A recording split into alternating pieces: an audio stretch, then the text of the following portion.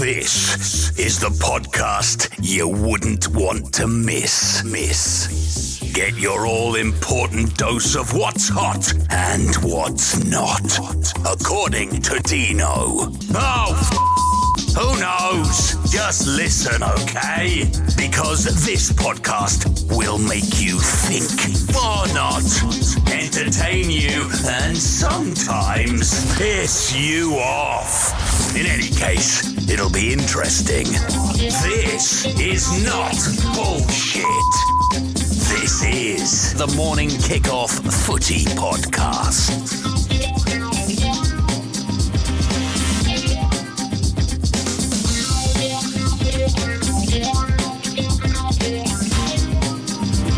Welcome to Morning Kickoff. My name's Dean Williams, and with me today I've got Olly Maguire and I've got Sorin. Sorin is Romanian. This is going to be a funny episode. Already he's come out with some shit like this. I'll just try to play it by hand.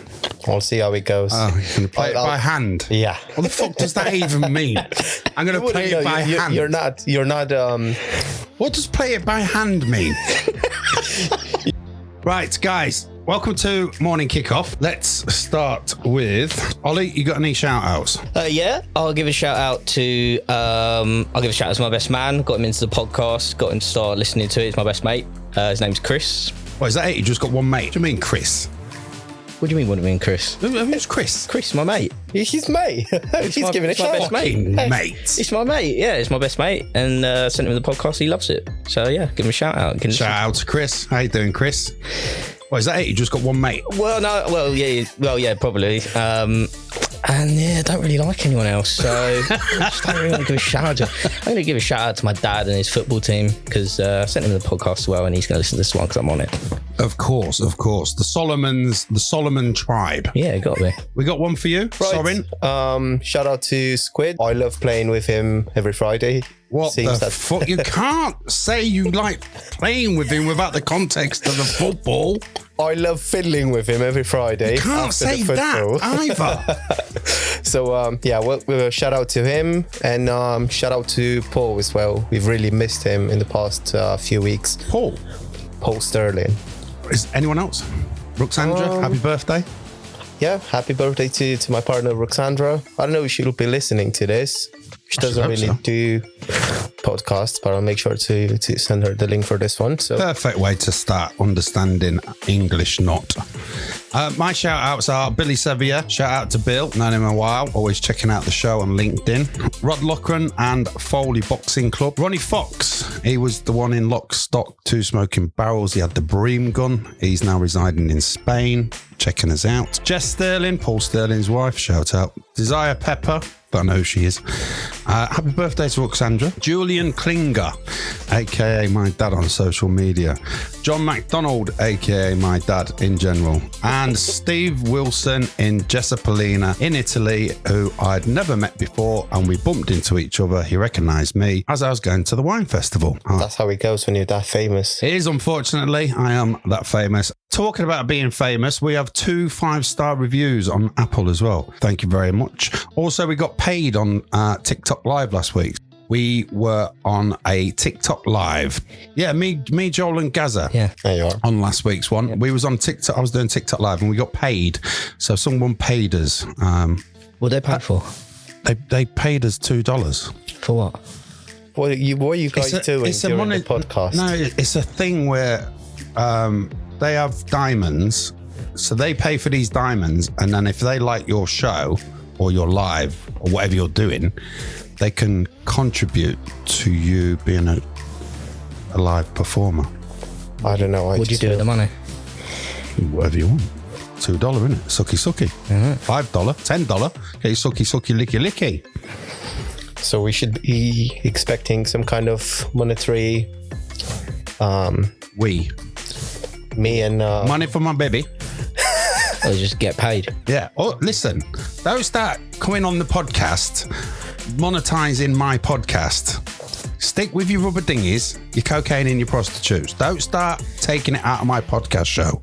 Of course, when you invite a person as influential as I am, as you know, I'm known in all of Albania, and obviously I've got a big brand in the moonshine, trademarked. Yeah, but Of course, I'm going to expect some sort of. There's a slight issue with your moonshine. People have partial paralysis. I don't think that's a good advertisement for your moonshine. Dom is still suffering after effects now. Paul Sterling is just a lunatic and loved it and was doing shot after shot after shot. Me, great for cleaning the toilet. Get the skid marks off and everything. It's better than that spray stuff that you used to get in the... Seal it bang. Seal it bang. It's better than that. I just think that it's just a product that is multi-purposeful. You can use it for different things. And Dom did read the small print at the bottom, so it's on him. And I do not take any responsibility for his messed up eye. Yeah, ongoing issues. Want the social media shit? Find us on Twitter and TikTok at The Tearaway Podcast or on Facebook group page The Tearaway. England played last week, playing Scotland. Harry Maguire started. I think we kind of predicted that he would be in there. He's being phased out, and England won 3-1. Was it 3-1? Yeah, it's 3-1 because 3-1. Yeah, Maguire's own goal. he scored an own goal. Harry Maguire doesn't even play for Man United. No longer captain of Man United. Yet Gareth Southgate still insists on having him in defence. He just picks players who he likes. I think he's got. But he's always said that he trusts certain players, even though they're not playing. And he said at the beginning of when he started his tenure as England manager, only those who are playing for their club will play for England. I just think that he's probably a bit biased because Maguire is still at United. Surprisingly, by the way, I just think that because of that, a lunatic how he turned down a move to West Ham. Lunatic.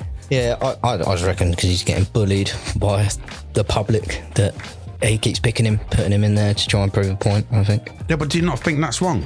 That you've got a player who's so bad, extremely bad, that he is not being protected. Like when David Beckham got all the hate for the World Cup when he lashed out at Diego Simeone, he was kept out because he was red carded. He was kept out of the England team, kept out of the Man United team to protect him. Whereas Harry Maguire don't play for Man United, but he keeps being put in the England team where it's highlighted, where it's under a microscope. I think Southgate is all about inclusivity, isn't he? So he wants everyone to be included into the group. If he excludes Maguire now with all the stuff that's in the press about him, then he goes back on what he's stuck by since he took over as England manager. So I reckon that's one of the reasons why he keeps putting him back in there, even if he isn't. Yeah, but when's enough enough? Like he scored an own goal. Well, I mean, if it was my choice, I'd put him, I'd kick him out the whole squad. But I don't agree with it. But I'm just going by what I see, and I think that's why Southgate comes out and protects him and goes against what's said on social media about him, because he thinks that it's not right, and he won't pull him out of the team because otherwise he's technically agreeing to what everyone and all the pundits and everyone's saying. So that's my view anyway. I just think that by playing him, you are sort of like participating in that hate, because you do take the risk that he will end up playing bad and then getting even more hate, being abused even more on social media and whatnot. And I also think that the whole team is suffering because of that. A spot that another brilliant player could take is now being sacrificed just to prove a point on Maguire, which is absolutely wrong. I think that is the way that most England fans see this, is that there's young lads that could come through in that are being denied that chance. Yeah, no, I completely agree with you too. I just reckon I'm trying to think like Gareth Southgate, because there's no other explanation for it. He is not in form. He should not be starting. He doesn't start for his club. He shouldn't be starting for the country. I try and think, what is Southgate's reason for putting Maguire back in, starting for England every single time? And the only thing I can think of is because he doesn't want to break up that thing he's stuck by of including everyone into the squad, no matter whether you start or sit on the bench, and he won't take him out because of that. I would have him and Harry Kane out. That's the two I would take out. You take Kane out? Why would you take Kane out? Because he's fucking useless. No. He's absolutely he scored. fucking... Yeah. Right. He scored in the friendly. Did he score against the Ukraine? No. Did he score in the big games? We covered this last week, right? Yeah. And there's part of this that it's part of what we said never came out in the podcast. We've got his goals down to about 5 that he's scored. Legit goals in big matches. If you take away the penalties, if you take away the 5 against San Marino and the 4 against some other shit piss poor club, he's only scored like 5 or 6 goals. The backlash that Gareth Southgate is receiving at the moment, taking Kane out he would just be shooting himself in the foot. Yeah, people are unsure about Southgate at the moment as well anyway, leading coming up to the next competition. So you start taking Kane out. Potter. Yeah, I'd get Potter in. I would have Potter in tomorrow. Get rid of Southgate. Potter in. Kane out. Maguire out. Get the squad going how it should be going with young lads. Tammy Abraham going straight in. By far a better player than Kane. On what far. basis are you saying Potter in? Because Potter's not working at the minute. Is an upgrade on... What's he done? Is an upgrade on Southgate? He's done nothing. He's done less than Southgate. He's generally done less than Southgate. He went over to Chelsea, done nothing. Did a little bit of Brighton, but actually that was nothing really to do with him. That was just to do with the well-run club that Brighton are. No, it wasn't. It was to do with the 5 years that Potter was there and Potter who promoted all the young kids coming through. No, That was Southgate. all Potter. Southgate's done loads more than Potter, and I would not swap. What's Southgate done? Well, he's got us to late stages in the competition. He never won them. Potter's done nothing. We lost the final against Italy. Yeah, I'm not saying Southgate's great, but Potter has done nothing. Potter is more tactically astute than Southgate is. He's an upgrade on Southgate. I kind of agree with Dino here, and I believe that Just remember whose podcast this is as well. I don't care.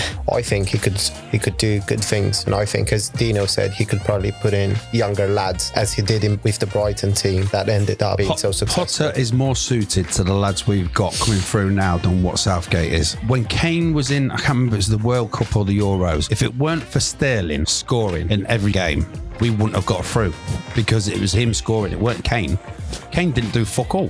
Yeah, he kept playing Kane, kept playing Maguire, kept playing Trippier at left back instead of Chilwell. Tactically stupid formation. Boring England. I think that although you can make the case even for Kane, I feel like Kane is a way better player in his position than Maguire. So, of course, Maguire would be out immediately. Yeah, of course he is. But that's like saying I'd rather have someone who's got just one arm, no legs, and can barely talk rather than a dead person. I just feel like he's still in form at the moment, Kane. He's still in form. He's still Kane scoring has never been in goals. form for England.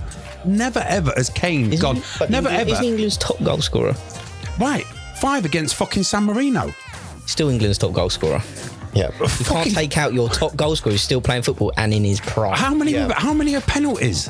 Because he's captain. But so Ronaldo scored many. This is what I'm saying. He doesn't turn up for the big games.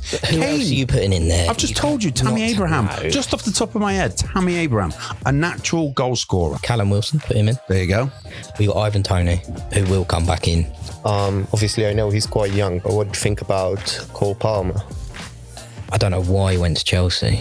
I think he's gotten more of a chance at Chelsea compared to City. Don't know. The goal he scored in the Community Shield against Arsenal for City was unbelievable, and that was right at the beginning of the season. Yeah, but that's I think one of the reasons why he got to play. I don't think he's ever going to be a team player. If you look at City's team, especially they've got Haaland, they've got Alvarez, they've brought in Doku on the side. I don't think he's got any sort of like opportunity really. Yeah, when they brought Doku in because I think they got rid of Cole Palmer. But yeah look, he might have a chance. I'll tell you who I do want to speak about though, who was unbelievable for England, was Jude Bellingham. Oh, I mean, he is scarily good. He's like the next Zidane, isn't he? Yeah, I mean, 20 years old, captain of Real Madrid. Yeah, leading Madrid, and he's only been there for and he'll be captain of England next. Of course he will. He's a much better captain than that. Fucking Harry Kane. I can't stand. Want some man talk? Listen on Morning Kick Off Footy Podcast. Ollie, do you want to go on to your thing? Yeah, I thought just I'm going to bring the mood down a little bit, actually. And No, we always do something serious. It's a good news story. So I referee now. Who do you referee? Well, I'm an FA ref for grassroots football. I'm in a referee group chat and something came through and I thought, actually, yeah, this is kind of cool. But not what happened, that's not cool, but what they did to prevent something terrible happening. So Ringmer AFC, which I think is just outside. Eastbourne. Yeah. They put something out on their social media on Sunday nights and I was just going to read it. It said, today we encountered one of the most serious incidents we have experienced at the football club. During the Vets fixture, one of our opposition players collapsed, stopped breathing and did not have a pulse. One of our club defibrillators was used to get the heart going again.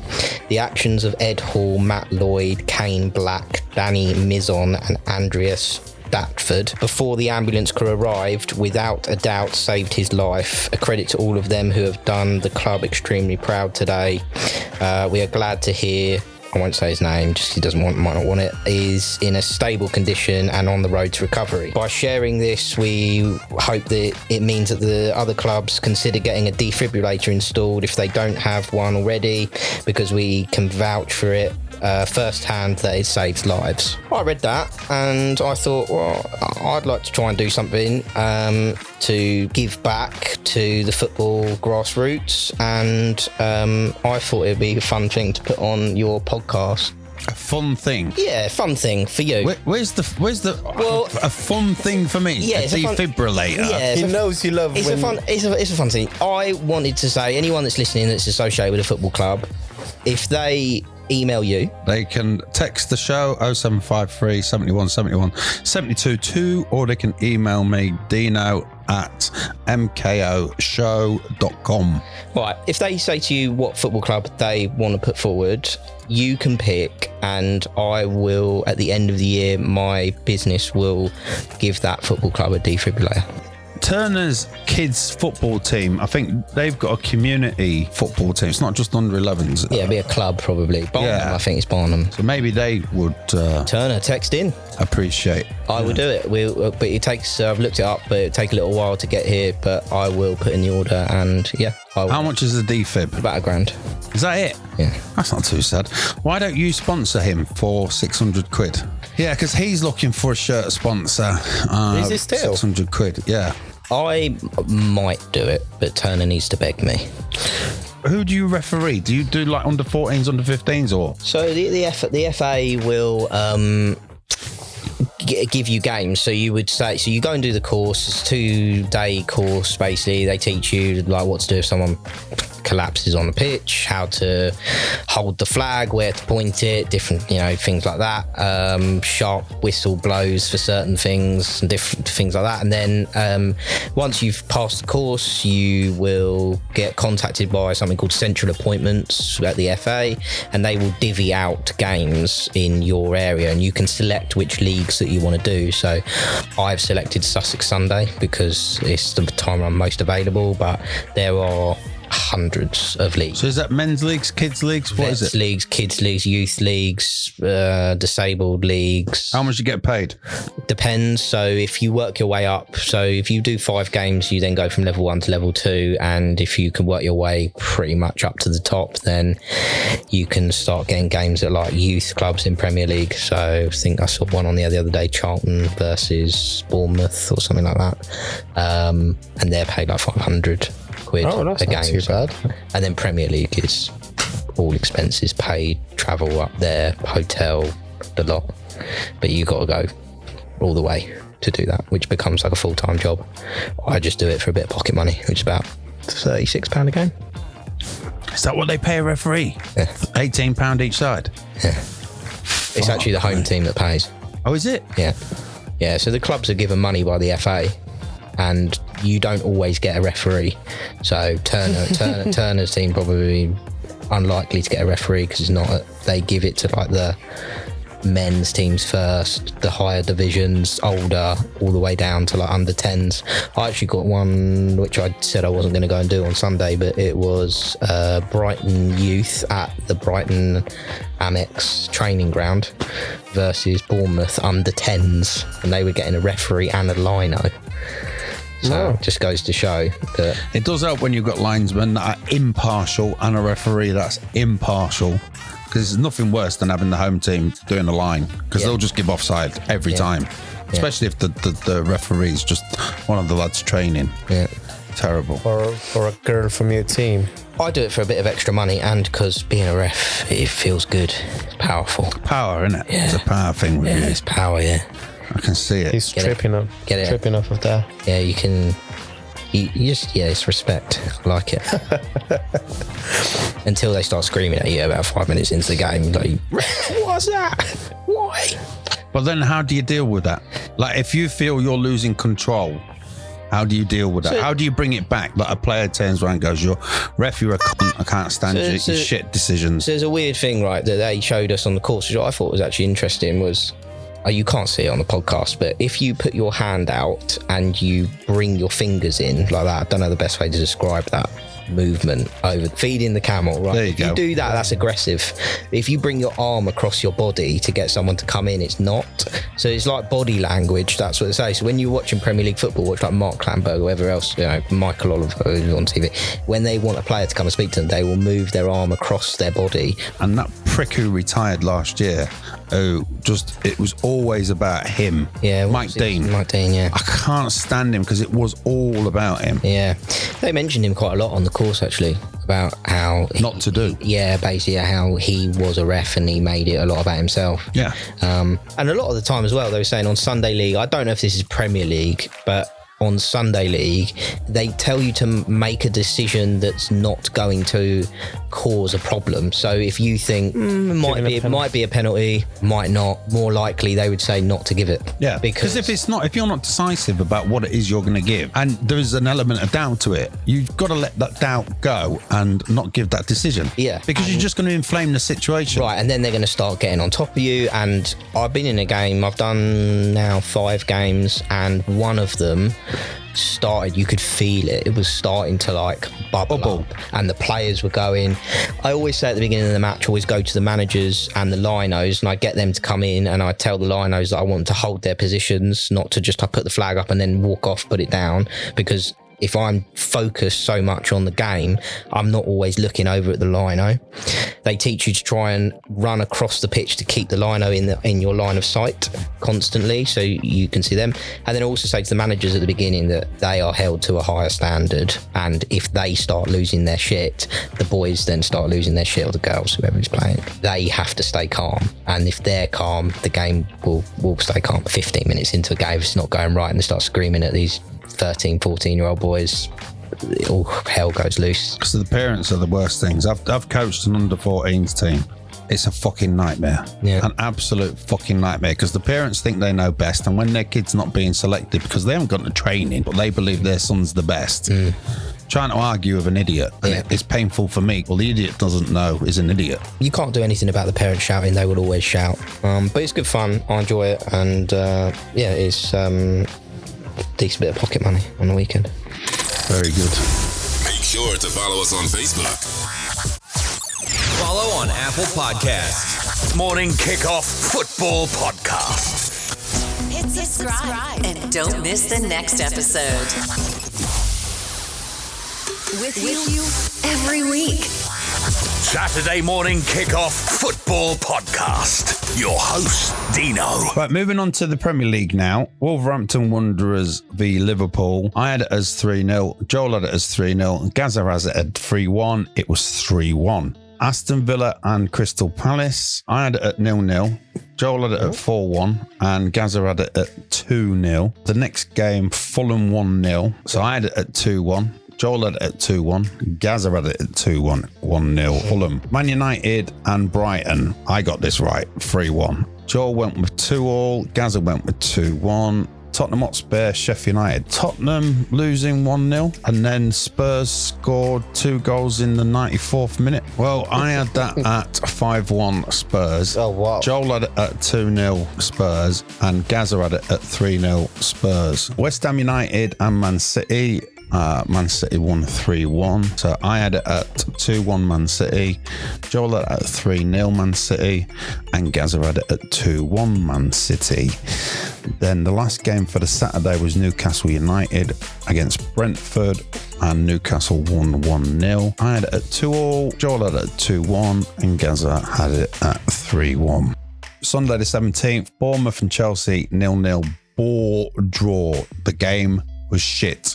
Raheem Sterling shot. It went out for a fucking throw-in. No. His free kick was amazing. The free kick was the only thing, and Yeah, but it just hit the bar, came down, didn't go over the line, so it didn't count. They are terrible, Chelsea. The Bournemouth-Chelsea game, I had it at 1-0 Bournemouth, Joel 1-1, and Gazza 1-2 Chelsea win. Everton and Arsenal. Everton 0, Arsenal 1. I had that at 4-1 Arsenal. Joel had it at 2-0 Arsenal, and Gazza had it at 2-0 Arsenal. Then Monday, the 18th, Nottingham Forest 1, Burnley 1. What a goal by Hudson-Odoi. Hudson-Odoi, yes, Yeah. Squid said about it. 0-0, I had it at, Joel had it at 2-0 Forest, and Gazza went 2-1 Forest. So that was a Shiite Muslim. This weekend, starting on Saturday the 23rd of September, Crystal Palace and Fulham. That's just like boring football. The bookies have got it down as a Palace win.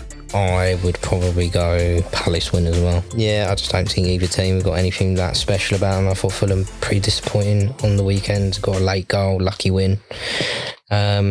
Joel's team, so yeah, hate them, hope Palace win. Sorin? I think Fulham are going to win 2-1. You reckon Fulham 2-1? I reckon it's going to be a draw myself. What are you going with, Ollie? I'm going to go 2-0 Palace. 2-0 Palace. Luton Town, Wolverhampton Wanderers. Again, just another boring game. Boring fucking 0-0, 1-0 draw. 1-0 Wolves. I think Luton are dreadful and are probably going to have one of the worst seasons in Premier League history. I think Sheffield United hold that right now. I think Luton might beat it. 3-1 Wolves. Man City, Notts Forest. Man City 3-1. Yeah. Man City 3-0. No, I'll go with that. 3-0 City. 4-1. 2. 4-1. 2. Who 2? City. Well, I don't know that, do I? Of course. Just say 4-1. 4-1. Wait till we get to Chelsea. Brentford, Everton, 5:30 kickoff. Brentford all day long. I'm going to go 2-0 Brentford. Everton can't score and are useless. They are terrible. I'm going to have to agree with Ollie. 2-0 for Brentford. 3-0 Brentford, me. Burnley, Man United, 8 o'clock kickoff. Man United are disastrous right now. Not having all that support and that pressure around them. I think you probably would look at Man United winning that against Burnley. Yeah, I mean, that's what I was going to say. I can see Man United nicking it 1-0. Burnley are a different team to Brighton. Brighton can turn any team over, I think, at the moment. But Burnley have got still a lot to get going with in the Premier League. But I think United are shockingly bad. But I can probably see Rashford or someone like that just nicking it 1-0, probably late in the game. I'll have it as 3-1 for United. Cool. Going into September, the 24th on the Sunday, Arsenal and Spurs, 2 o'clock kickoff. You've got Gazza and Olly And Squid. and Squid in this one. And Paul Sterling. Paul Sterling and Gazza support Tottenham. There's someone else who supports Tottenham as well, Squid's dad. And then Squid, Olly, Arsenal. This is going to be a test of Ange Postecoglou, the way that he plays now. Bearing in mind they were 1-0 down against Sheffield United. Has the bubble burst? Arsenal suffer in the second half. Probably go 2-0 up to go 2-2 in the second half. Maybe nick it with a goal. 2 o'clock kickoff as well. It's not one you'd have on your acca. Just ruin your day. 3-2 Arsenal on that one. for me. I got to go with the boys. 2-1 Arsenal. They're cleverer than Tottenham. I think Arteta's got stuff up his sleeve. I think Ange is still trying to settle in at Tottenham and he's done all right up to this point, but I think Arsenal are pushing on now and we're chasing City, not looking behind us at Tottenham. 2-1. I think it's going to be 4-2 for Arsenal. Next game, Brighton and Hove Albion, Bournemouth. This could go one of two ways. Either Brighton get done 3-0, 3-1 by Bournemouth, or they go out 3-1 winners against Bournemouth. Bookies have got it at 1-3 Brighton, which you would. 13-2, 6.5-1. Bournemouth 9-2 the draw. Brighton and Hove Albion 3-1. I'm going 4-0 Brighton. I think they're going to turn Bournemouth over. I think they're going to do a Brighton and just smash in a load of goals. Pascal Gross is a weird but an absolute animal. So, yeah, 4-0 Brighton. 1-0 Brighton for me. The next game, Chelsea, Aston Villa. I fancy Aston Villa to do this. I think it's going to be a 3-0 win, Aston Villa. I'm going to go 2-0 Villa. I'm also going to go 2-0 Villa. Don't think Chelsea have it in them to score a single goal. No, I think they're just terrible. The new Everton. I won't go as far as that. Liverpool and West Ham United. Liverpool for me 2-5 to win this. West Ham 6-1. That's a massive price. Jared Bowen could nick a goal, could change it. Liverpool at home 4-1 the draw. You'd like to think Liverpool are going to win this, but I'm going to go with a 6-1 price. West Ham United 1-0. For Liverpool back. I think they will spank West Ham and put them back in their place. So I'm going 3-0 Liverpool. I'm going to go 2-1 Liverpool. West Ham away from home, no pressure, big price 6-1. Definitely in my acca this week. Yeah. West Ham 1-0. Sheffield United and Newcastle 2-5 away win. Newcastle 15-4 the draw. Home 6-1 Sheffield United. I can't see Sheffield United getting any goals on this one. Oh, no chance. I think the way that Newcastle is set up, I reckon this is going to be a 1-0, 2-0 win.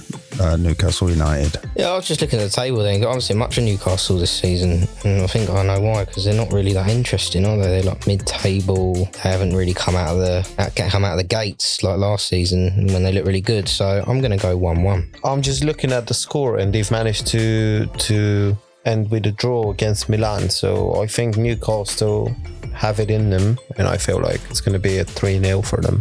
Good. Going into the Premier League, Man City top, 4 wins. Tottenham Hotspur, a draw and 4 wins of the last 6. Liverpool, draw, 4 wins. Arsenal, 4 wins and a draw. Brighton and Hove sitting in 5th, a loss and 4 wins in the last 6. At the bottom, Everton, loss, draw. Loss. Burnley, 3 losses and a draw. Luton Town, straight 4 losses. That concludes the Premier League. You are listening to the Morning Kickoff Footy Podcast. Right, going into the Sky Bet Championship League, the top 6, Preston North End, 16 points, Leicester City, 15 points, Ipswich Town, 15 points, Norwich City, 13 points, Hull City in 5th, 11 points, and Birmingham City, 6th, 11 points. Now, as we're doing this podcast, they are all playing, so don't shoot the messenger. The bottom end of the league, QPR Rangers, 20th, 21st, Rotherham United, Swansea City, 22nd, 23rd, Sheff Wednesday, 24th, Middlesbrough. Middlesbrough have 1 point, and I think the point was raised that all their goal scorers were sold last year. Out of the last 6 games, they've lost 5, drawn 1 with a solitary point. Sheff Wednesday, solitary point. Swansea City, 2 points. Rotherham United, 4 points. Queen's Park Rangers, 6 points. Terrible. So, playing tonight, currently Tuesday the 19th of September. Bristol City 3, Plymouth Argyle 1. These are current scores. Cardiff City 2, Coventry City 1, Preston North End 1, Birmingham City 1, Queen's Park Rangers 0, Swansea City 1, Southampton 0, Ipswich Town 1. And then Sheff Wednesday against Middlesbrough at the bottom of the table. Sheff Wednesday currently 1-0 up. Saturday, Ipswich Town and Blackburn, Leeds United, Watford, Leicester City, Bristol City, Middlesbrough, Southampton, Plymouth Argyle, Norwich City, Rotherham United, Preston North End, Swansea City, Sheff Wednesday, West Brom, Millwall. Then Sunday, Stoke City, Hull City, Sunderland and Cardiff. Right, League One top. Exeter City with 16 points, tying with Port Vale. Played a game more, 16 points. Oxford United, 15 points. Stevenage, 15 points. Barnsley, 13 points. Portsmouth, 13 points. At the bottom, we've got 19th Northampton, 20th Wigan.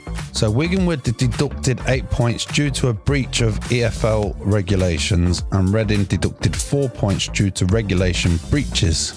Burton Albion, bottom, my tip to go down. Cheltenham Town, bottom, 23rd with 1 point. Fleetwood Town, 24th with 1 solitary point. Fleetwood having lost all their last 6 games. League 2, Grimsby. League 2, we've got Gillingham at the top, 18 points. Notts County, 17 points in second. Swindon Town, third, 15 points. Wrexham, who beat Grimsby on Saturday, fourth with 15 points. Fifth, Mansfield Town, 14 points. Sixth, Crawley Town, 14 points, who were close to being relegated out of the league and into non-league last year. Managed to win on the last game of the season to keep them up. Crewe Alexander, 7th with 13 points. At the bottom, at 19th place, we've got Salford on 7 points. 20th, Harrogate Town with 7 points. 21st, Forest Green Rovers with 7 points. 22nd, Doncaster Rovers with 5 points. 23rd, Tranmere Rovers with 3 points. And 24th, Sutton United with 3 points. Something's happened with Sutton United because last season, they were at the top 6 or 7. And they were winning games left, right and centre. This year... Did they sell any important players? I don't know. It's not a team that I follow, but they've just had a horrific run. I mean, if you're going to put anyone in your ACCA this week, you want to put them. Got 2 top promoted teams, Wrexham and Notts County up the top, which is interesting. They both came up, didn't they? Yep, Wrexham came up as winners and Notts County came up second. Obviously, Wrexham heavily subsidised by Ryan Reynolds and Rock. Am I keeping you up? Sorry. I'll do that bit again then, shall I? Yes. Wrexham coming up, heavily subsidised by Hollywood, and Notts County just doing what they did. Yeah, Grimsby played Wrexham at the weekend. Not much to report. We was 2 players out, Abo Issa and Danny North. Played all right for the first 15 minutes. Grimsby's ex-strikers, Ollie Palmer, went and scored, and then there was a couple more goals. We lost 3-0. It was a non-performance. Go on then, Ollie. What was your assessment of the A-side on Wednesday? Wednesday was actually a very good game. Good game. It was a good game. The score was pretty close. I think it was 3-3 in the end. I think we drew. Turner called it, didn't let anyone else play on because he always ruins it at the end. You know, when he does that, when you just want to play like last bit of injury time.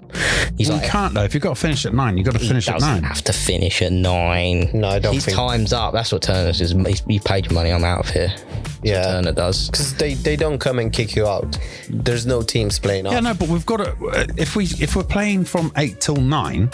We've got to play it till 9. I mean, it's regardless if someone else is winning or someone else is losing. If you take a bit of break, or if someone runs after the ball or stuff like that, you need a bit of injury This time. is not Premier League.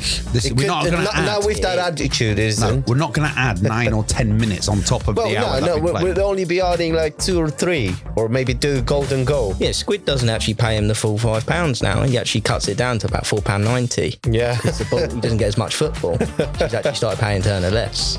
Yeah. Which I think everyone should do, actually. What? Squid don't pay less. He just probably ain't got the change on him. No, he don't. No, but transfers him £4.90. Of course, Ollie. I think that's a piss take more than anything else. I hope it's not. I'm gonna start doing that. Yeah, I'm starting doing it. We'll send him $4.90. Get everyone. Do you know what? I'm not in the WhatsApp group, so I don't really care. Oh yeah, he'll just be messaging us. You was calling everyone last week. Go back to the Wednesday. So Wednesday was a very good match. I mean, I get quite frustrated because the standard on the football, and actually we don't talk about it enough. Actually, it needs to be said, which is why I'm here. Actually, because it needs to be said. The standard sometimes is terrible at the football. Have you noticed, right, when you're playing, no one ever passes the ball backwards? No one ever, like, if they can't go forwards, Yeah, they don't. they just don't. We don't put a foot on the ball and go back. Some do, obviously. Like, there's the good ones. Like, some of the decent players are there, and then there's some that are just so bad. Wednesday night, it was a decent match. Like, it was quick pace. You know, like Squid would tell you, like when the ball's moving quick and it's back and forth. I would always say it was quite a good game. I was absolutely dripping. I'm not fit, so probably that's the reason why. But I was absolutely soaked on Wednesday night, and yeah, it was a good match. Tripping what? Yeah. Oh, and Turner and Paul got into a little little scrap. Yeah. Really? Yeah, almost kicked off. Really? And they did not stop. And Heskey was telling them to go and get a room. Right, okay. This isn't a new thing. This is something that's been festering inside. So what exactly, when you say fisticuffs, what happened? I think Paul was getting frustrated because, you know, it was the second half and everyone was starting to get a bit tired. They weren't getting the ball and they weren't creating chances. And then something happened up the pitch between Paul and Turner and they were squaring up. On opposing sides? Yeah. Right, okay. Yeah, I was on Turner's team and Paul was on the other team, and it was a close match, but something happened, and then all of a sudden, you know, and like they start going hard in on each other and following each other around the pitch, like really? making like when they gets the ball, I'm going to go in really hard on him. So yeah, and then afterwards, it all cooled down, and Paul was saying to Turner, "You're going to text me, apologising after the match." He was like, "You're going to text me, you're going to apologise." Turner was like, "No, I'm not." So yeah, it was good. It was good. I enjoyed that. I love a little bit of passion. Yeah. Turner does care. He wants to win. You know what I hate about Turner, and I'm gonna say it over here so everyone listens. When he's not playing and the teams are unbalanced and we have a go at him and tell him the match was shit, the other team was just completely unbalanced, he says, "Oh, you're caring too much, just have fun." But when he's playing and he's losing, that's when he's losing his shit. If you don't get pissed off that you're losing, don't care. Or you don't get pissed off that no one's talking, or like Ollie said, something that it winds me up that a player would rather turn into a player with his back to him, which goes against everything I've ever been taught, than try and flick it past and use their pace. I've never ever been taught like that. I've been taught you play the way you're facing. So if you've got your back to the player, you need to come back and you need to set it up and go again. You're retaining possession for one, you're passing the ball for two, and you're working from side to side. I scream, "Keep the ball" so much. Like, I must repeat that 30 times in a game. Keep the ball. But it's a lot of the time we don't do that. But what I will say is, since starting this with Turner, and also credit to Turner for actually putting this all together, because we wouldn't be saying now if he didn't put these things on. So whilst he is a moody bastard, he does deserve a bit of credit for doing that. But in terms of the actual match, and the standard has increased. There were quite a few players that I would like, not brilliant, but it's got much better, and therefore it's got more competitive, and that's why I think some of these clashes are starting to happen. This is what I've said all along. If you haven't got that passion to want to win, you're playing the wrong game. But then Turner comes up and goes, "That lads, that's taking it all too seriously." No, you're not. No, you're not. Everyone like wants you said, to win. there's no such thing as a friendly, and also everyone can't wait for football to come about on a Wednesday and a Friday night. On the Wednesday, who was the man of the match? Yeah, Tom got it. Tom. Who else in all the people that he played with, Sorin, do you dislike? Oh no, I can't say that. For a second, I started thinking about it, but I'll tell you something on Friday, right? So I kicked out Lyndon. Lyndon? He's not an Arsenal supporter. He's played in my team, Lyndon. Yeah, he was in your team. Yeah, it was on your team. Yeah, I kicked him because he deserved it, because I was getting frustrated, obviously, and he was following me around. I just would not. He obviously knew that I was trying to get a hold of the ball. And he was following me around, and he just started to piss me off. So I tried to get away from him, and I think he tackled me, so I kicked the back of his legs. And then he said something to me at the end. Like, he said, "Oh, you're a sore loser," or something like that. I just smiled, laughed, and ran it off. But what I did do is I sent him a text afterwards. Shout out to Paul Sterling. I sent him a text and apologised. Apologise to Paul Sterling? Apologise to Lyndon? No, I didn't apologise to Paul Sterling. I never apologised to him. I apologised to Lyndon. For saying, once I calmed down and got home, I was like, I shouldn't have done that. Yeah. So See, I do that and I don't apologize. If I play badly or I feel that those around me have not been able to influence in a way that I should have done, that's what I take badly. And I don't go kicking anyone. If anything, I get kicked. And that's great. Let you do it, whatever. But I just want people to play better. When it's just you pass the ball and they fucking blast it, and it's like, we've just lost possession now. And now they've got the fucking ball. Now I'm going to have to wait 10 minutes to get the fucking ball back. But they can't get it in their heads because of the level. And they're not willing to run after they've lost the ball as well, especially if... Yeah, why the fuck would you want to run all across a pitch to try and get the ball? Surely you just want to keep the ball, play the way you're facing, pass it into space, and just run and pass. But because of the level they've played at... I sometimes speak to Squid about this sometimes, like, when you feel isolated on the team, that there's no one else that you can try and build something with, that is where it gets really frustrating. And I'm not the only one. I just speak out loud, but Squid will throw his hands up in the air and stuff and mumble things to me, even if we're not on the same team. Well, pass me, oh, fucking hell. Yeah. This is awful. And he gets frustrating. And some players are not up to standard and they play, but I think there comes a point where there are some 11-year-old teams that know how to release the ball at the right time, go backwards if there's nothing in front of you, come back, don't just kick it anywhere. I mean, that's what you teach 10-year-olds sometimes. Don't just boot the ball out of fear. I genuinely think there's some players in this team that are actually scared a little bit, like someone's coming towards me or just panic and kick it. That happens quite a lot. We're all like... See, when I started playing, you had the opposite. That you couldn't get rid of that ball. It kind of like stuck to your foot, didn't it? It was like you had to take on the whole team twice, go backwards, forwards, left, right. Screaming, pass it. Not letting go of the fucking ball at all. Evo's stick foot. Yeah. It was like glued to you. Yeah.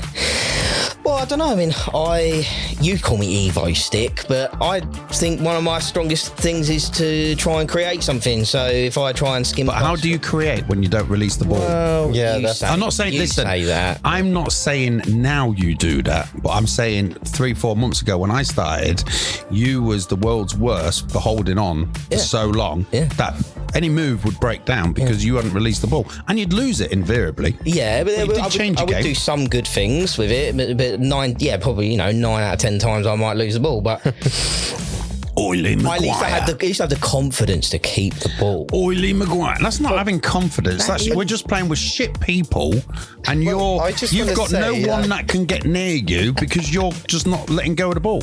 I just want to say that obviously we are a bit harsh. Speaking of shit, go on. Yeah, thank you very much. We are obviously a bit harsh over here, but obviously I still love everyone in the group, and we're not talking about this. You support just 3 fucking teams, of course, fool. Of course. So we're not trying to kick people down. We're just trying to encourage people to better themselves and to try to... As Squid would say, try harder. Yeah, try harder. That's what we want out of everyone. The standard has improved. Definitely. The standard has improved, but I think, and I don't think we've called out any actual names. I think we've said good things about people, but there is some real shit players in that thing. There's different levels in this, and I think you've got to take it for what it is. That there aren't the best footballers there. There are some people who are really good footballers, and then you've got some mediocre players that just really want to turn up to get a little bit of fitness, and that's great because the ones who are better or feel like they should be in an 11 side or should be in a vets, they should be doing that on the Saturday or the Sunday whenever a vets team plays, And like you've said before, this group has brought people together that might not get out that much. Exactly. And it's got to be a place that players can come and forget everything for an hour. Yeah. You know what I mean? They're turning up, they forgot whatever problems they've got. And they'll just have to think about, now I'm going to get shit talked for an hour by Squid, Sorin and Olly. End of the day, on the pitch, I'll always want to win, but once I've calmed down... I've calmed down. Yeah, that's the thing. Stop sweating, sat down in my front room and I think about it and I'm like, it's a good group of lads. Yeah. And Turner done well for putting it together. It's done amazing. Grateful to him. We love you, Turner. Yes, we do. Except for the times when you pick the teams, that's when you're not really our favorite. Anyway, let's wrap it up. You can just say your goodbyes. Well, thank you so much for having me. It's been a pleasure. Really enjoyed it. Thank you to Olly for participating as well. It's been great. This is Sorin signing out. Thank you very much. Why do I get called Oily Maguire, by the way? I wanted to pick that up as well. What's Oily, slippery, yeah. And then Maguire because of Maguire who plays for Man United. Shit. Yeah, all right, thanks. Yeah, Ollie signing out. I hate everyone. And there's no... What have I done to you? Yeah, you're all right. And Dino's all right, but everyone else can do one. Wankers. Right, that's been me, Olly Maguire, and Sorin, the Romanian stroke. American stroke, Real Madrid. Albanian. Yeah, Albanian. You want one of the bods? You want Sanchez? Mexican. The Mexican. He supports every team. Fucking everything and everyone. Anyway, guys, join us next week for another podcast where we talk absolute shit for about fucking 2 hours and we try and condense it into a 1 hour show. Actually, it was pretty close to 3 hours now. It's 2.5 hours, 7 till 9:30. Cool. That's it.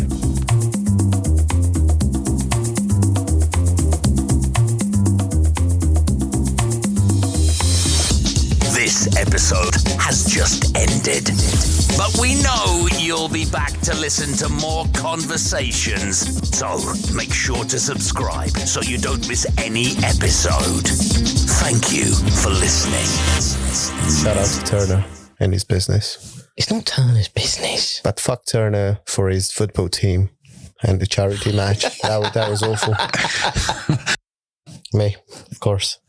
Where did you go to? Foundry? Yeah, the Foundry. Right, don't say it's the Foundry. Okay, what is that? It's the fucking Chai-In, all right? Is that what? The Chai-In. Chai-In. Yeah, if anyone asks. Okay. Right, Well, we say that on the podcast. We say it's Chai-In. yeah, We all know it's the fucking Foundry. right. No one needs to know that. What's happened? Did they try to sue you or something? Oh, no, we're calling it the Five and Drive. We can't. Sorry, have you got your translator with you? No. It's going to be fucking difficult, isn't it? Yeah. After. For Newcastle? 1-1, you fucking idiot. 1-0. No, 1-1. It's not actually, it's 0-0. Is it 0? You're not Albanian, so you wouldn't know. I'm not Albanian. Yeah, so you wouldn't. That's not even an Albanian saying. You don't say. How would you do you want know? the You're not dingy? Do Albanian. you want the You're dingy? not I'll give you a dingy, but I play it by the hand. What?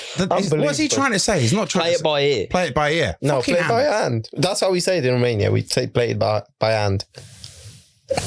Maybe if you was getting a prostitute for an English person, you'd say that. Right. We play it by the hand. Leave the prostitute alone, all right? They're good women.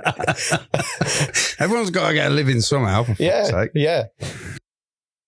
So I'm going to start with, you could do your own intros. Welcome to Morning Kickoff. My name's Ollie.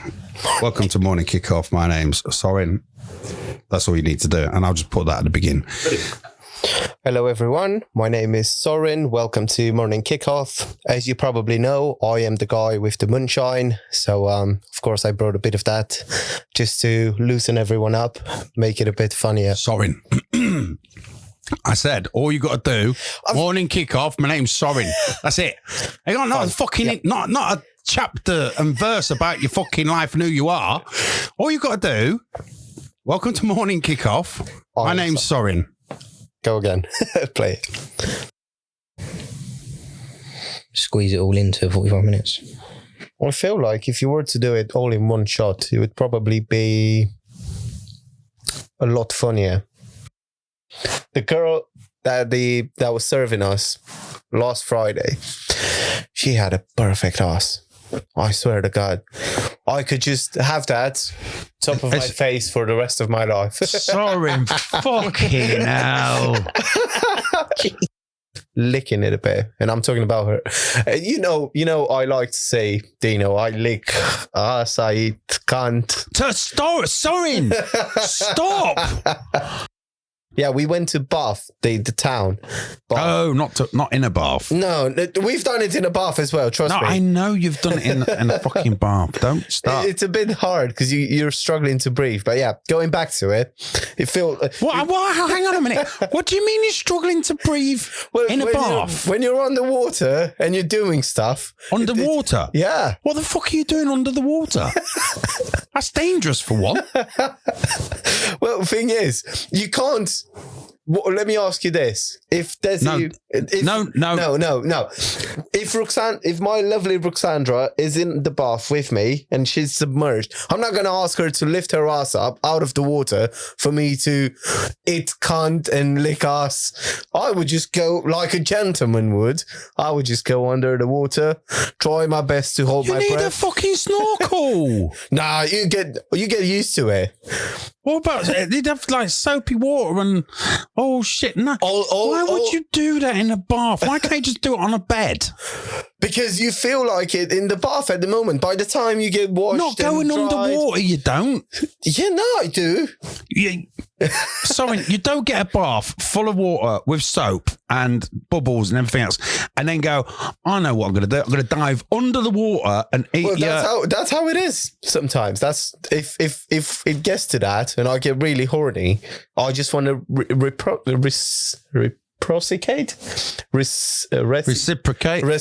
That's the one. Thank you very much, sir. So if you're reciprocating, that means she's diving under the water as well. So you both need snorkels to have sex in a bath? No, because we get used to it. We're so proficient at it. You're proficient. Yeah, so right, we've learned how to the only thing I'm proficient at is riding a cycle. I got that when I was about 11 years old.